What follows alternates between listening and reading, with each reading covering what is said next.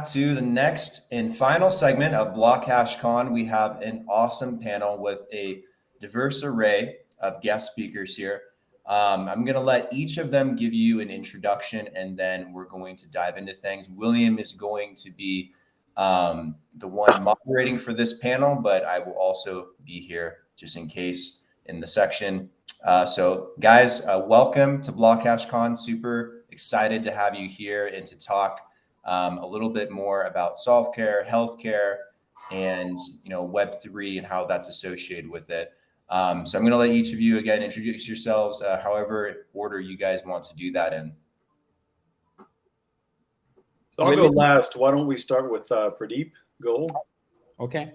Hello, everyone, and welcome to the event. We are very pleased to speak with all of you. It's a really very qualified and very diverse panel. As Brandon said, my name is Pradeep Goel.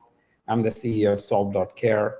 We are a healthcare technology platform that is using technology like AI, blockchain, Web3 in some very interesting ways to solve real-world issues. And today we will talk about how those real-world issues impact each one of us, our parents, and our kids. So looking forward to the session.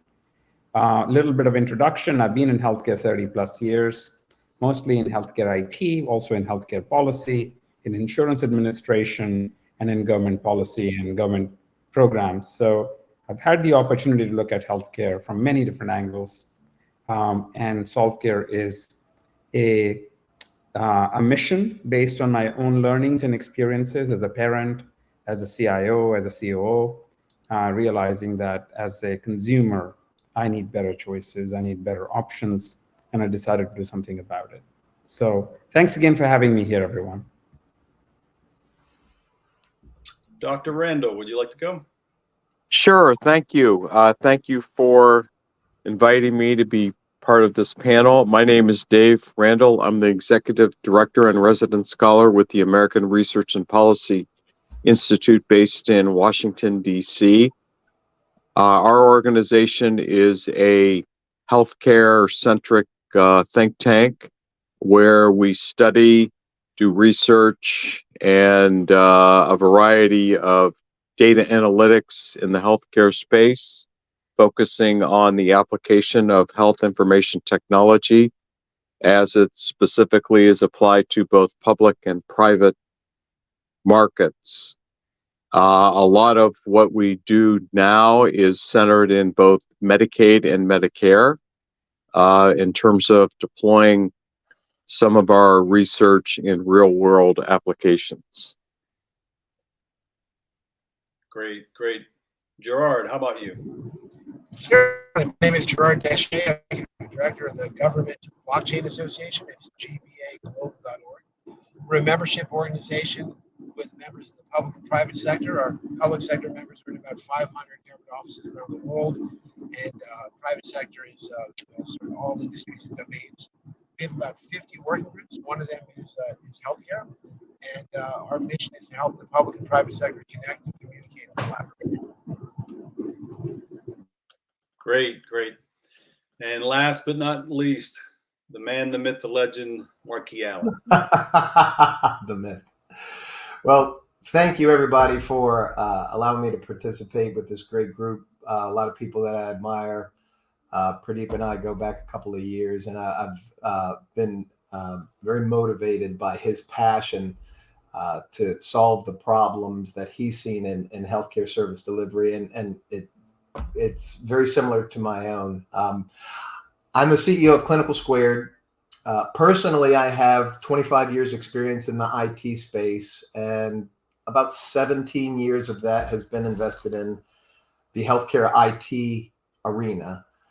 Started out serving small to large hospitals and care organizations and practices, but we've recently gravitated towards serving government in patient and provider-facing software implementation, custom solution development, health data analytics, and so forth. I cut my teeth on healthcare technology at the document management level. So all of the information that gets created about a person when they present to a doctor for service how that information is managed, how it's securely transacted on, and how available it is.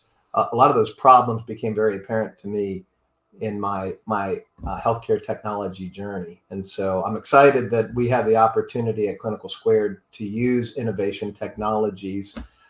And we also have the opportunity to partner with companies like Solve.Care to solve some of the problems that we've seen with healthcare service delivery and secure and responsible data transmission and transferal. Great. So I will go last. My name is William Crawford. I'll be your moderator today. My background, I come from a military background and then 20 plus years in medical and device sales with Fortune 500 companies and a couple startups. This has been a crazy ride. I'm with Solve.Care now as a strategic development and business development manager. And so it's my job to help build out the ecosystem on the platform, as well as the accounts that are building the networks that are doing powerful things, that some of the things that we'll be talking about today. One thing I wanted to cover is the actual topic. I don't know if it was pre-published, but we're going to talk about address the question, is there a place for the DID and zero knowledge for healthcare? So surrounding that, what I thought I'd do is, before diving into the discussion, just to do a quick little background on what DID and zero knowledge is. So let's quickly demystify these two key terms that will come up frequently. So DID stands for decentralized identity, and the other is zero knowledge proofs. DID is a new type of identifier that enables verifiable, self-sovereign digital identities. So imagine that you could own your own digital ID like a passport without relying on a central authority like government, Facebook, or Google to confirm that identity. That's what DID aims to achieve. So on the other hand, we have zero knowledge. Zero knowledge proofs are a cryptographic method that allows one party to prove to another that they know a specific piece of information without revealing that information itself. So think of it as showing that you have the key to a lock without revealing the key shape.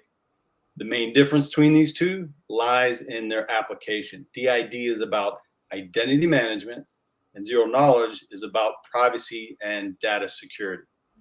So for these questions, I think we've allotted about 40 minutes. So I'm thinking with the questions that I have and the number of them, about 2 to 3 minutes per question, allowing for follow-up questions or comments from other panel members as well. Then we'll do closing remarks and the key takeaways before we wrap it up. So I will get to the first question now. Our first question for all the panelists. And I will have a question for each of you individually, but most of the questions will be for all the panelists. What are the most significant challenges and opportunities for implementing DID and zero knowledge in healthcare? Let's. It's kind of a jump ball. Say that again, Marquis. I said this is kind of a jump ball. Well, no, I was going to say if Pradeep would like to field this first. Oh, yeah. Happy to. I mean, there are, from my point of view, this is a very broad question. Whenever you ask how a technology can be used, it depends upon your perspective. If you're a doctor or a hospital or a patient or a pharmacy, you will have your own perspective on how it can be used to solve your current business processes. And that's how most IT answers the question. I think from my point of view, what we really should be asking is, what can we do today in the future with DID and zero knowledge proof that we cannot do today? And what kind of a healthcare system can we envision with this technology that we previously could not envision? And it all boils down to the same one thing in the end, which is why I left corporate healthcare world and government world to start Solve.Care, and that is patient-centric care and patient-empowered care. And these are very overused terms, so they've lost a lot of their meaning. But if we really bring it down to what DID could do for the consumer, our parents, our kids, our grandkids in the future, it really should allow them to have better choices without having to sacrifice their privacy or identity to get care. Or a better way to say that would be, what if we could envision a world where I have infinite choice in who takes care of my health conditions, and I have full freedom on choosing that person and paying that person. And in doing so, I don't need to give away all my identity and record information, only what is needed to get the right care. And I think all these technologies, blockchain, DID, zero knowledge proof, are all usable in a new world where we can create a patient-centric, patient-empowered care model. Easy, no, but necessary, yes.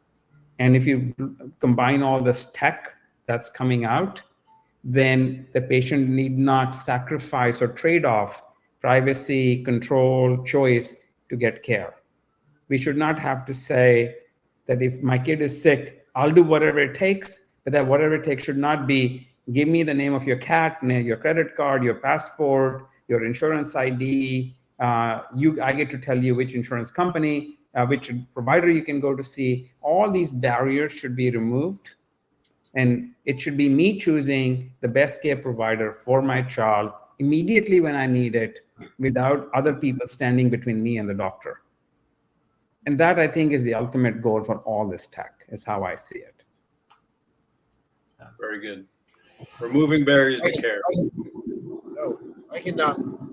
But do you want me to answer the same question, or are you moving to a different question? This is going to be the same question. Go ahead, Gerard. So I think it's important to understand that healthcare is a very broad field, right? I mean, it's I guess probably real estate, healthcare, defense are probably the three largest segments of the economy. So you've got a lot of different things happening in healthcare, a lot of different forms. Identity takes a lot of different shapes depending on what you're doing with it in healthcare. So, like for example, in some cases, you need to absolutely know that when you're paying somebody, that you're paying the person that they need, that they claim to be, right? However, if you're doing clinical trials, you might have to have, you might absolutely need to have traceability between the data and the patient, but you might not need to know who the patient is, right? If you're doing clinical trials and aggregating patient data. On the other hand, if you're collecting data from for public health reasons, anonymity might be a requirement, especially if you're collecting sensitive information. So one of the things that zero knowledge proof and decentralized digital identity does is it allows you to have an identity model that makes sense for the use case that you're using in that specific healthcare context. And that's something that we don't really have right now. And this really provides us a lot of options and opportunities to optimize how we deal with identity in healthcare. Over. Yeah, Very good. I have something that I can add to this, because when you're asking the question, William, about challenges and opportunities, it's two different things, right? And then, as you mentioned in kind of the disambiguation section, decentralized ID is a play on identity management, and zero knowledge technology is a data and security play. And so there are challenges that hit both of those components differently, and opportunities that hit them both differently. Even though I think in this context we're talking about potentially how they could be used together. Listen, I think that insofar as opportunities are concerned, a decentralized identity really helps further the spirit of things like HIPAA, Health Insurance Portability and Accountability Act, right? Our identity information is not very portable. It's hard to validate multiple pieces of what composes a person's identity. And so to Pradeep's point, it's not easy to stitch together a strategic, scalable, serviceable, and useful DID structure. Along those same lines, the security that zero knowledge offers with regard to data tends to be very resource intensive and can be very expensive. And so these are some of the challenges that we see in the technology, nascent as they are. But the opportunities are really there to give the power to individuals, healthcare consumers, service providers, and everybody in between that kind of interacts in that ecosystem, to have a portable, verifiable, digitally available credential that certifies who they are, so that an individual can transact in the marketplace safely, securely, and leveraging their own consent, and so it's not an easy fix, but it's definitely it's definitely encouraging that we're at this point in technology evolution. Hey, William, I need to clarify one definition. I need to clarify the definition of zero knowledge. My kids actually taught me what zero knowledge is. Zero knowledge is what a teenage daughter believes that her father has. That's a This is true. This is true as far as they know, right? as far as they know. So, Dr. Randall, I also have like your thoughts on this, and then you're the very first one for the question that is specifically for you. So we'll roll right into that. So your thoughts on the challenges and the opportunities of DID and zero knowledge. I'm going to answer that by giving an example that I have confronted multiple times, and this is specifically related to both Medicaid and Medicare systems. As an example, most state Medicaid agencies have got minimum that I've seen 12 different databases, data sets that deal with all of their payment, enrollment, eligibility systems, etc. Some have as many as 28. That type of architecture leads itself to inefficiency, and I would argue both fraud, waste, and abuse. A decentralized system that allows for the sharing of knowledge and information in a secure manner that a blockchain would allow would help alleviate many of those problems. And I can, once we get into it, give very specific examples in terms of how this type of new architecture could help to solve many of those problems that are readily apparent and well documented. Well, that's a perfect transition to my next question specifically for you. How can policy be shaped to encourage the adoption of DID and zero knowledge technology in healthcare? Well, first and foremost, let's look at enrollment verification, eligibility determination, and to a certain extent, claims adjudication. Again, the centralized systems lend themselves to bad actors taking advantage of systems and engaging in fraud, waste, and abuse. By implementing a blockchain solution with something that I'm very involved with deployment of predictive analytics, specifically on a blockchain, could dramatically eliminate a lot of the fraud, waste, and abuse that is endemic to these systems. So those are some of the broader applications, and very specifically something that Pradeep is very familiar with it, and I hope he'll allude to this when he speaks. But if you look at non-emergency medical transport, specifically within both Medicaid and Medicare systems, well documented, the system is ripe with fraud, meaning trips that weren't taken, trips that weren't scheduled correctly.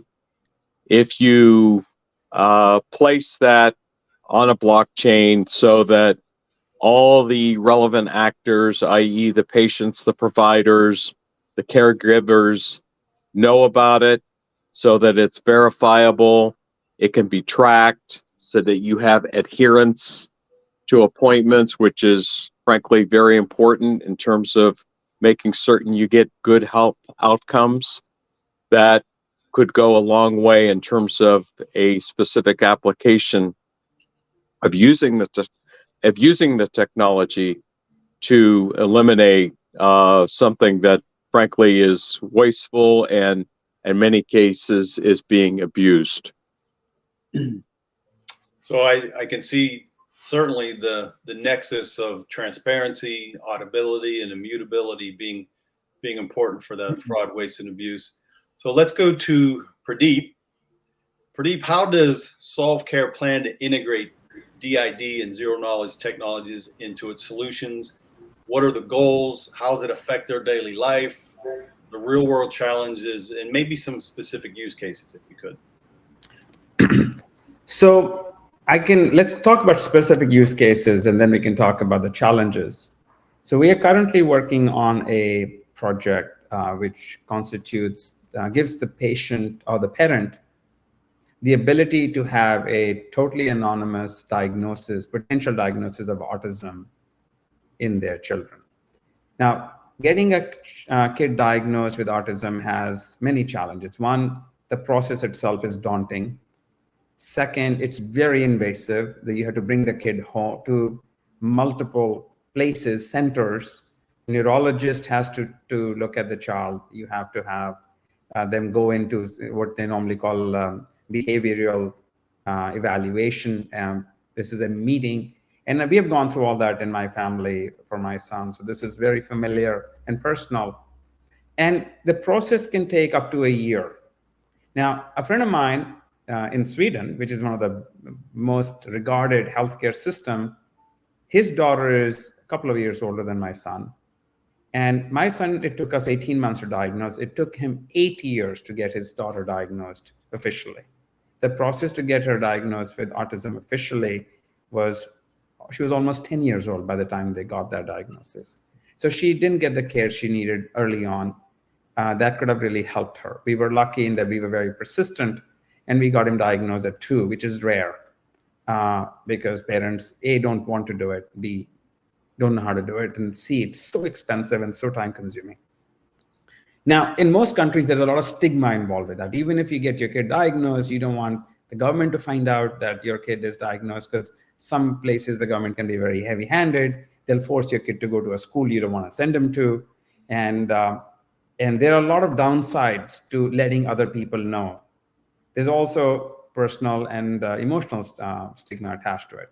So we're building a network on the Solve.Care platform where the parent can get their kid diagnosed with zero need for sharing identity, their own or their kids. The only thing they have to share is clinically relevant data, including remote observation of the kid through telehealth or through even recorded video, and to be able to get a diagnosis and get a full care plan, but not necessarily disclose the identity of the parent or the child.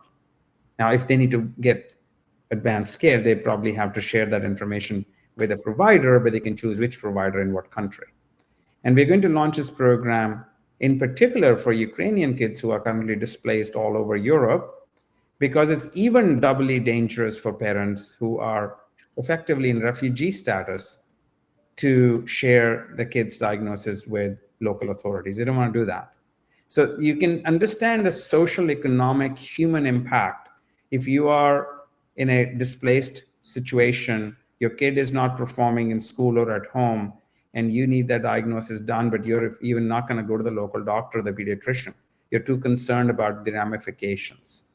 And can you imagine the tens of thousands of kids whose autism has been aggravated by the trauma of being displaced? That's just one use case, right? I mean, I am saying all that out because I just spent all day today talking to various pediatricians and neurologists on how we will support these children. Another example that we are working on where we don't want the identity and where the DID and ZKP actually really help is where people are interested in finding the right clinical trial for their disease condition, for their kids or for their parents or for themselves, but they're not ready to disclose their identity to the pharma. They don't want to be bombarded with messages or their information being shared with some doctor. They really don't want to do that, but they want to know if there is a trial that maybe deals with challenges they have in their healthcare. So using a completely anonymized DID and ZK based network that we are launching soon would give people that access. I'm just giving you 2 real world examples. They're probably not even the best use cases that you could come up with, but given your health condition and your economic and geographic conditions, every one of you can probably dream up 5 such cases each that would help. The point is, we don't need to talk about the art or the possibility. We need to start deploying these kind of networks in the market that are really empowering the patient, the parent. And when I think of the patient, I think of 2 people, either my mom or my kids. It's not me, the patient, that I worry about. I worry about the generation before and the generation after. And both of those generations need solutions like this. So in a nutshell, there are infinite use cases. They're driven by human need and by the need to maintain control and get better access. And we need to stop equating access to care equals give me everything about your identity and financial information. When we break that inherent linkage that's presumed to be unbreakable, you will empower the patient like you have never empowered before. I should not have to tell you the color of the eyes of my cat to get care. But today, that is the equation that we take for granted. And we need to break that paradigm. And when we start breaking it for one condition, the floodgates open.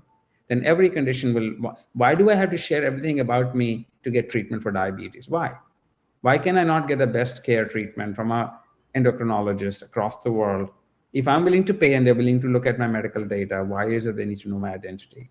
So I think we're going to have infinite use cases. All I can tell you is what we are doing right now.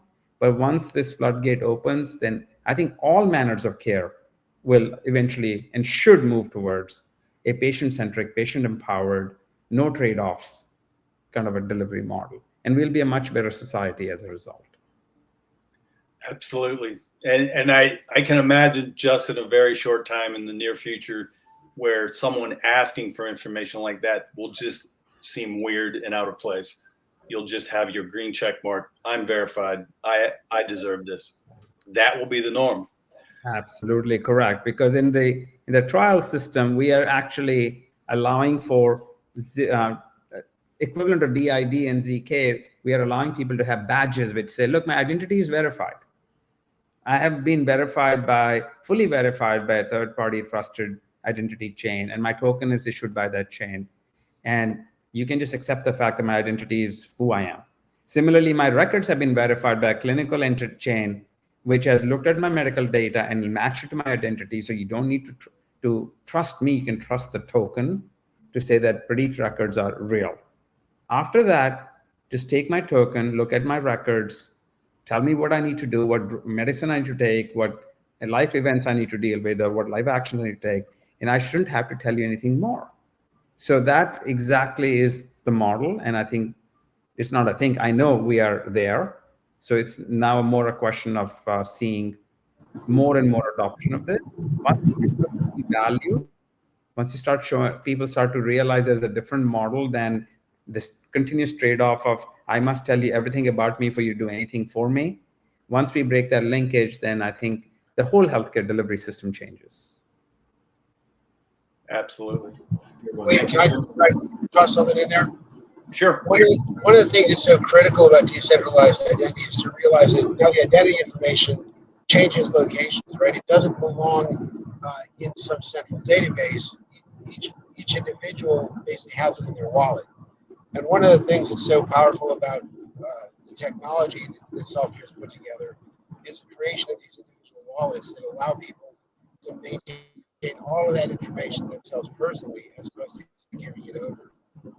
And then what happens is the human being actually becomes the API, and then the human being is the person, is the interface between all the different health systems. So it allows us then to create networks and network those networks together. So I dropped connectivity for a little while, so I'm not sure if you covered that, but his experience in having to deal with large systems and how hard it was really helped him understand the importance of breaking up into smaller pieces. I think that technology and that strategy for bringing change and ownership of people's identities is just absolutely brilliant. Very good. Well, my next question is for you, Gerard. So let me ask you, from a governmental perspective, what are the regulatory hurdles for adopting DID and zero knowledge in healthcare?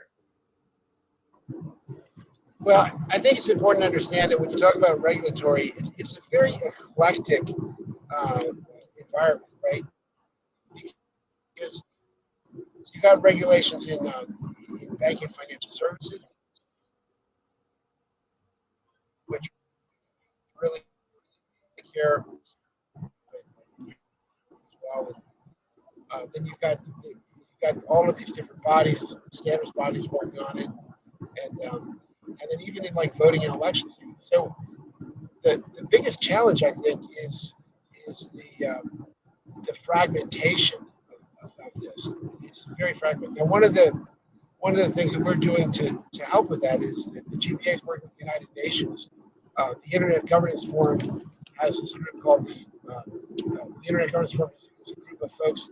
It's MIT, it's Google, it's ICANN, it's all of the folks that are involved in managing and governing the internet. And we're working. We actually are leading the Blockchain Assurance and Standardization Dynamic Coalition.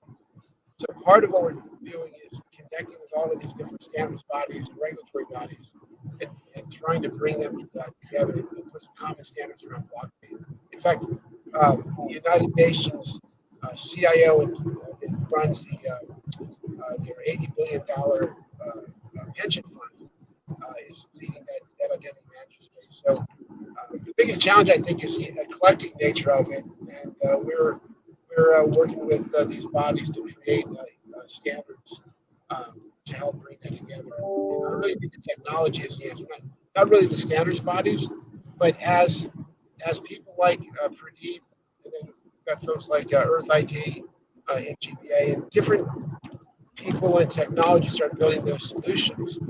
That actually, I think, becomes the new standard. Bitcoin wasn't created because some standards body got together and created it. They created technology, which essentially became the standard. And I think that it's going to be technology that's going to drive the standards and the integration. So as we get these tools and systems developed that just start integrating with each other, that's going to solve the barriers that come from the eclectic nature of the standards. Great. And I think you also mentioned you have an upcoming conference. Is that right? Right. So we've got a conference called The Future of Money, Governance, and the Law. It's going to be in May in Washington, D.C. And it's important to understand that, that there's so many things happening in the digital asset space, right? We're now looking at the approval of the spot ETF, which is going to allow institutions to custody crypto and other digital assets, which then make it okay for wealth advisors to advise the acquisition of digital assets to their clients. And that's just going to open up a huge world. So much of this identity and healthcare space is really connected to the concept of digital assets, whether it's tokens for identity or any kind of tokenized information. So yeah, our conference will be in Washington, D.C. For information, people can go to gpaglobal.org and go to the events calendar. But I think it's going to be hugely impactful. I agree. I think the GBA conferences are always top notch, and you always come away with something that you didn't expect. Very powerful. I want to say one thing real quick. Our keynote speaker is a guy by the name of Rick Edelman, who is he's the #1 financial planner in the country. He was his firm was the #1 financial planning firm. He's listed by Talkers Magazine as one of the 100 top radio hosts in all the country, building a network of financial planners all around the world. And I mean, the guy knows digital assets and how it impacts people individually.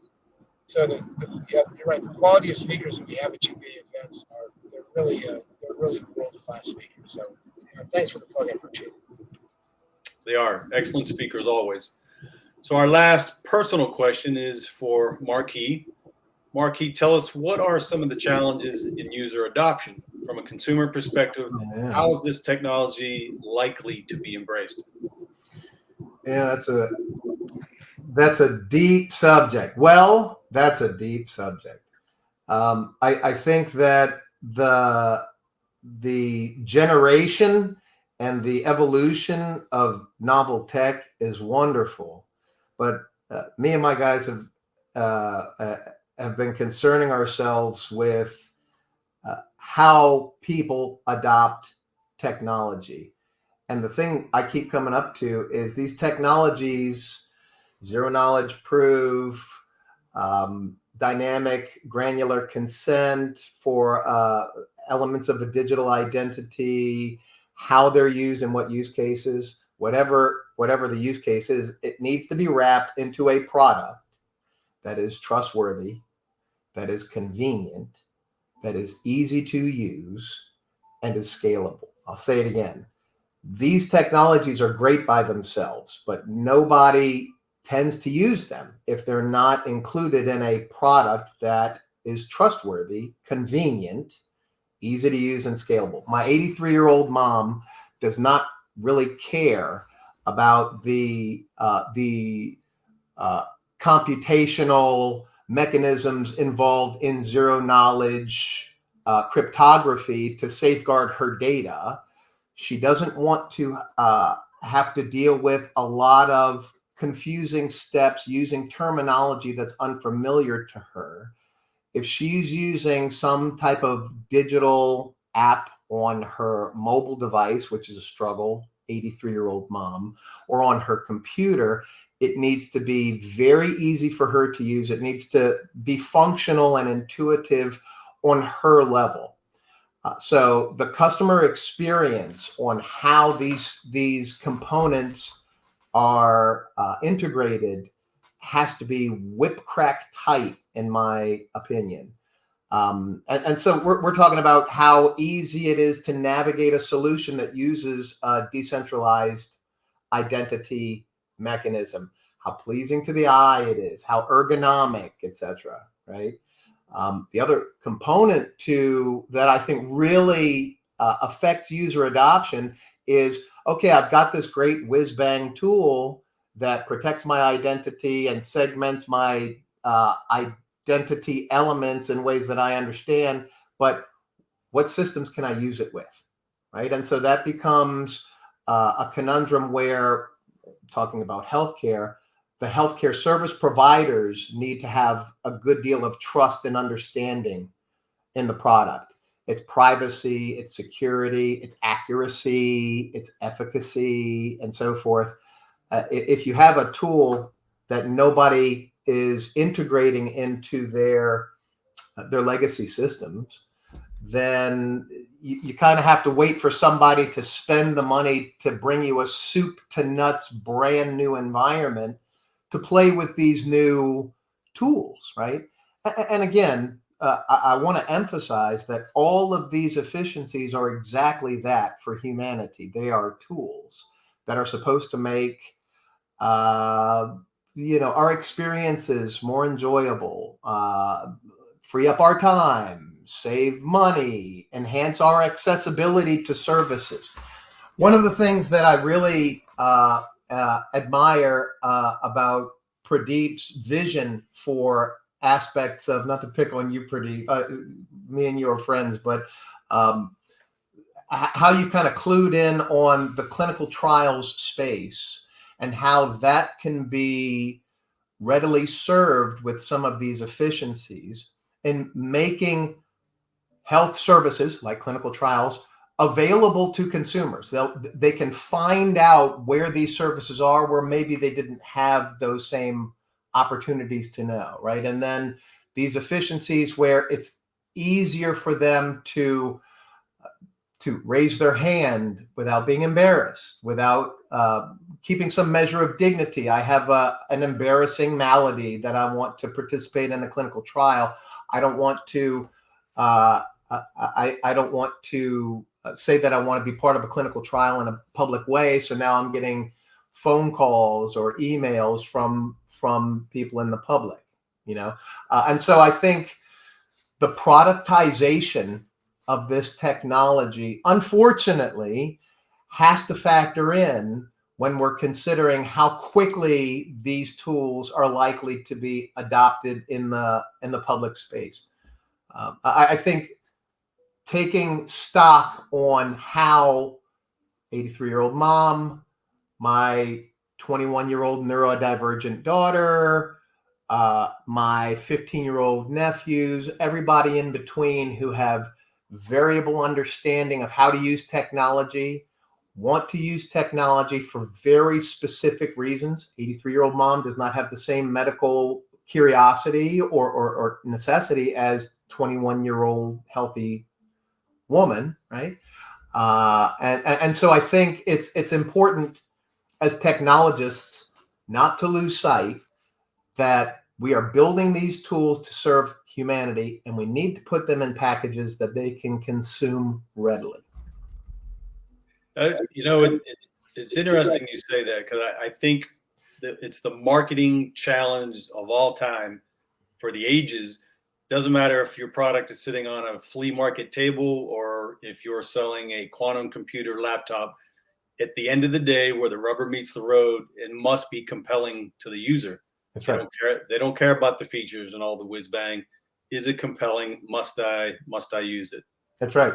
I'll tell you, to that point, I'll give you a really quick anecdote. So my company has had the good fortune of being able to serve Centers for Medicare Medicaid. We answered a treatise, a request for information that CMS, as it's called, put out about 2 years ago, where they were interested in using novel tech in creating a cohesive and global, so to speak, physician and healthcare services directory. That's kind of been one of the holy grail quests in healthcare technology for at least a couple of decades, right? And so in sharing with CMS and other government agencies that concern themselves with healthcare service to citizens and so forth, they're very risk averse. They are not in the business of technology. They're in the business of governance and in the business of allocation of resources, right? And so to your point, William, as not only creators of the technology, but marketers of the technology to some of those kinds of groups, we have to be very careful not to spook them with a bunch of jargon or a bunch of unnecessary kind of detail to the technology that would put them off in a lot of cases as, oh, this is too complicated, this is scary, I don't want to do this, right? And so again, to your point, William, the task is to explain some of these novel technologies in a way to consumer groups that they understand that it is the kind of tool that they need to use for their particular purposes. And we do that over and over to healthcare as well. Yeah, and healthcare organizations, nobody wants to be a hero. Nobody wants to be a maverick. Healthcare organizations, as altruistic as their mission might be, they're in business to turn a profit.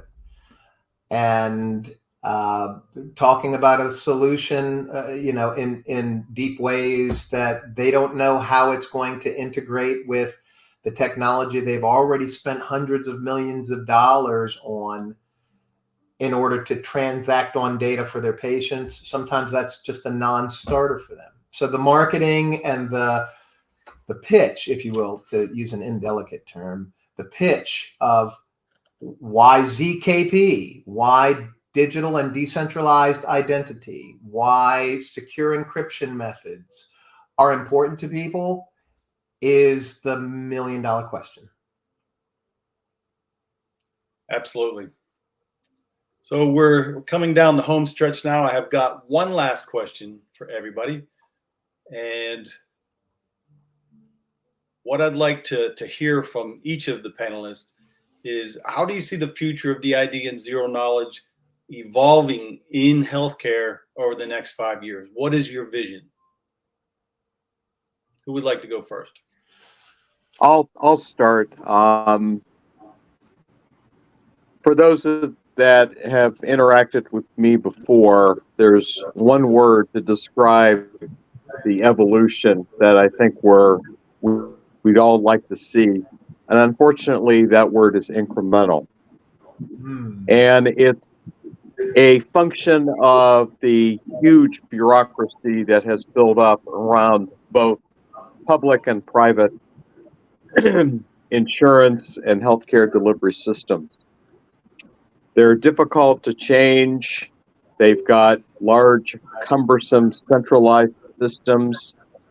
The only way that this is going to change is to be done incrementally, meaning you have to take systems and processes that are broken, that are deeply flawed, and I've identified a few of them here in this discussion, but that's where you have to start in terms of implementing the broader vision that someone like Pradeep has to really decentralize many of these processes so they'll work better for patients, providers, and really all the relevant players within these systems.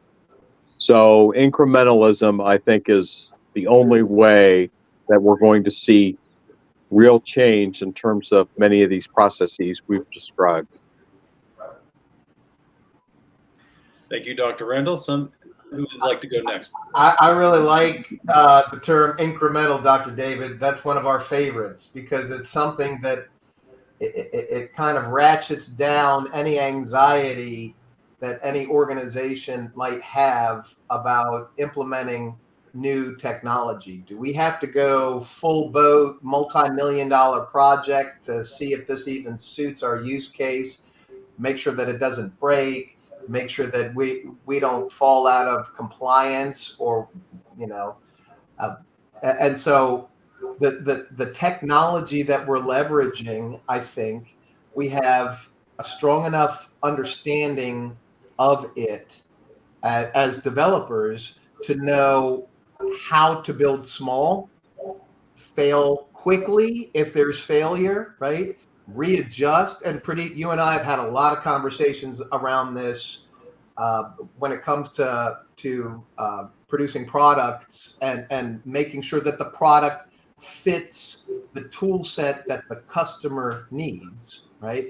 Incrementalism, Dr. David, I think is a brilliant concept that needs to be embraced in really rolling this out. I will say, in answer to the question, how the technologies work together.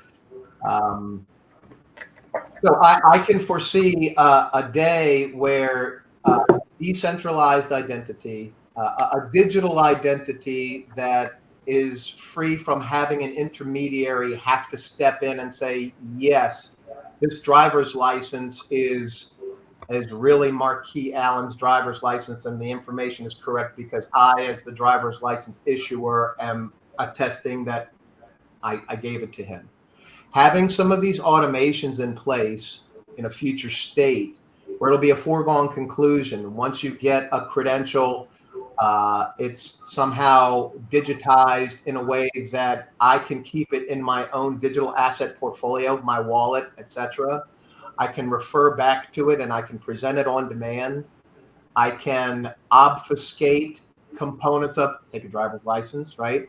I can redact my name, my address, my blood type, the type of driver's license it is, even my birthday, but just have my photo exposed and the affirmation that I'm over 21 to buy a beer, right? I think that same technology is shortly to come when we're talking about transactioning on health services. I'll be able to have my identity elements in a place that I can take around on my cell phone. I can expose exactly what I want to exactly whom I am transacting with. Go to a liquor store and show them I'm of the age to buy beer. Go to my doctor's office and attest that I am who I am. Go to my insurance provider and attest that I am who I am, and I I have gotten these services, right, without having the overhead around proving my identity. I think the zero knowledge proof concept also falls into place when we're talking about being able to apply our own consent to the information that we collect about ourselves and that we propagate in different marketplaces. To finish up my statement and to kind of coin what or to parrot what Pradeep was saying, is it easy? No, it's necessary for sure. And I think it's definitely attainable with all the great minds that are on this, all of the encouraging progress that I've seen in the space, including the people on this panel. Thank you, Marquis. So let's hear from Gerard, and then we'll let Pradeep close it out with his vision. Gerard? Yeah, thanks. Recently I spoke at a Denny Management conference at a convention center, and I was like, Jiminy Crickets, there's a lot of vendors here, right? It's amazing how many people and technologies and companies and vendors are in the identity management space. And so I think that when we're talking about decentralized identity, it's an entirely new paradigm, right? And you're not going to walk into an industry like that that's got so many players and so many systems that are interconnected like that and say, yeah, I know, let's do this whole new thing, right? So going back to what Dr. Davis talked about in terms of incrementalism, I think that when we talk about incrementalism, we have to realize that we have to build systems that can work alongside legacy systems. Because the minute you start talking about throwing the baby out with the bathwater, that's the right term, right? You're going to hit a roadblock. We've got to come up with systems that can operate in parallel with legacy, because if we don't, we're never going to kind of open that door. So incrementalism is important, but I think also recognizing that we'll have to work along with legacy systems and help the industry transition and evolve as opposed to sort of a cut and switch over. So those are my thoughts with respect to that. Yeah. Thank you, Gerard. Pradeep? It's lots been said today, which all makes a lot of sense. I look at it in a very simple way. We got to create consumer demand. Want anything to change, the consumer has to demand it. Business responds to demand. Government responds to citizens asking for something. Any change you want to create, you got to create demand. And the reason healthcare has been so slow to change is because all these changes are kind of top down, not bottom up. We keep talking about reforming insurance or reforming care delivery systems or reforming EMRs or connecting everybody into some global interoperability fabric. And we keep forgetting that the consumer doesn't care. And the moment consumer starts to care, all of this changes overnight. Because there's not a business in the world who can say, I don't care what you want, Mr. Consumer. Even healthcare, with all its self-imposed importance and self-assumed greatness, consumer drives everything.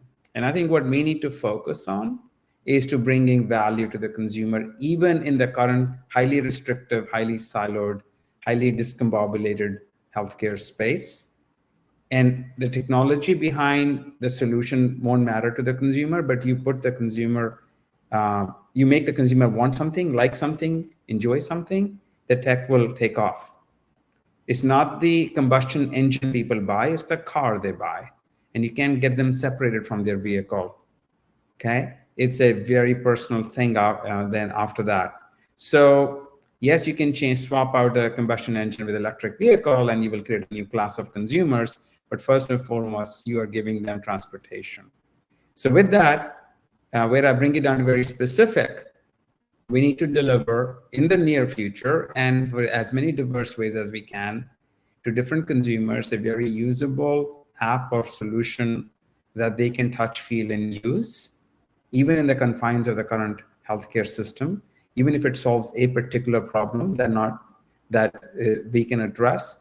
And once they get a taste of that, then they will start asking the question, well, if I can buy books on Amazon and they arrive the next day, and shipping is free. Why can't I buy something else?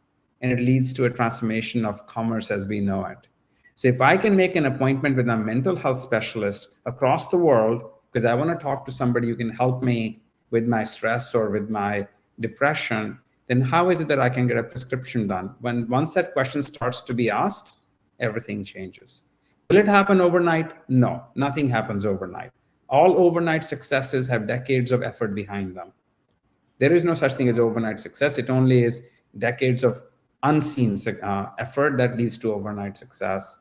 But I do believe that healthcare is so fundamental in need and such a fundamental human right that we start to pick at any part of it, be it prescription or appointment, or be it specialty care, or be it mental health or home care, or be it transportation. You pick one area and you bring this technology-centric new model of patient-empowered care, like we are trying to do in the case of autism and clinical trials. There's no limit to that. Once a patient gets engaged, then business will pay attention, and believe me, regulators will pay attention. But that's what they always look at. What does society want? Yeah. So I think it's incremental, but it is not slow if we focus. And I would challenge everybody in the Web3, blockchain, DID, ZK space to stop thinking about the possibilities and start being a very concrete user-centric application that they can download and use. And we will start to see the change we all aspire to and that we've been waiting for. Well, thank you. Thank you, Pradeep. So that wraps up our discussion of decentralized ID and knowledge and zero knowledge in healthcare. We talked about a lot of things. We covered removing the barriers to care, identity models, curbing fraud, waste, and abuse, wonderful and powerful use cases, digital asset management, being compelling, and incrementally implementing. It's been a great pleasure for me, and I want to thank each and every one of you, Gerard, Dr. Randall, Marquis, Pradeep. Thank you so much. And I want to thank the BlockHash organizers and everyone that's tuned in today. Brandon? Awesome, guys. It's been a great panel, very insightful. Before we completely wrap it up and move forward, where can people find you guys if they want to keep up with what you guys are working on, your guys' endeavors, your companies? Where would you direct them individually? Let me say that from Solve.Care perspective, we invite you to come to the Telegram channel or download the Care Labs product and start building something, because it's super easy for you to build a new healthcare application or a new healthcare journey or a new healthcare model. And it's very easy to fail, learn, adapt, and succeed. We've made the price of failure negligible. So come and try it out, because there's absolutely no reason why you shouldn't be doing something either for your family or for your company or for your society or your community or your hospital or for your clinic, and taking a different approach. So the art of possibility is also now intersects with art of achievability. So come and do something. Download the Care Labs, play with it. If you need help, reach out to us. I would say for us, go to www.gbaglobal.org, Golf, Bravo, Alpha, or Government Blockchain Association, gbaglobal.org. And if you have any specific questions, then send an email to support@gbaglobal.org. Yeah, for ClinicalSquared, come and visit us at www.clinicalsquared.com. We're happy to answer your questions and show you what we're capable of. And for us, the American Research and Policy Institute, we are at arapi.org. And on that site, you can see both our mission and our published peer-reviewed research. And for me at Solve.Care, if there's anybody out there listening that wants to build something powerful and useful, or if they want to be part of our ecosystem on our platform, reach out to me as the Partnership and Strategic Manager. I can be found on LinkedIn, William Crawford. Thank you. Sweet. Thanks, guys. This has been fantastic. Once again, let's all keep in touch, and I'll make sure you guys have a copy of this too as we wrap up the event. So thank you guys and take care. Right on. Thanks, Brandon. Thanks, Thank everybody. you. Thank you, Thanks, everyone. everybody.